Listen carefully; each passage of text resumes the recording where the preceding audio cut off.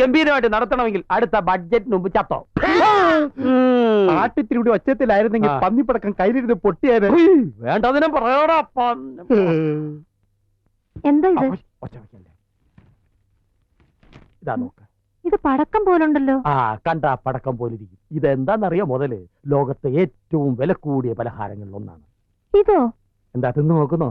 വെറുതെ ചൈന സന്ദർശിക്കാൻ പോയ ഒരു മന്ത്രി കൊണ്ടുവന്ന ചൈനീസ് പലഹാരം തിന്നുന്നത് പാർട്ടി വിരുദ്ധമല്ലേ മനുഷ്യ? ചൈനയിലെ പാർട്ടിയോടെ ഉള്ളു ഞങ്ങൾക്ക് വിരോധം, പലഹാരത്തിനോട് വിരോധമില്ല. ഇതിനൊരു പ്രത്യേകതയുണ്ട്.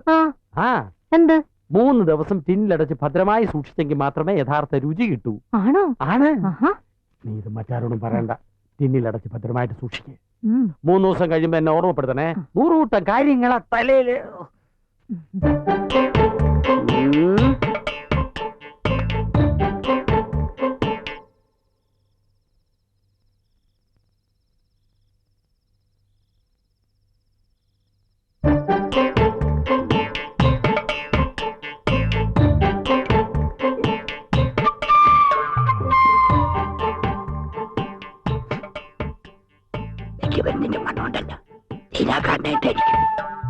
ഈ പലഹാരത്തേലുള്ള ആദ്യത്തെ കടി എന്റെ മരുമകനുള്ള ചെക്കിട്ടത്തടിയായി ഞാൻ പ്രഖ്യാപിക്കുന്നു.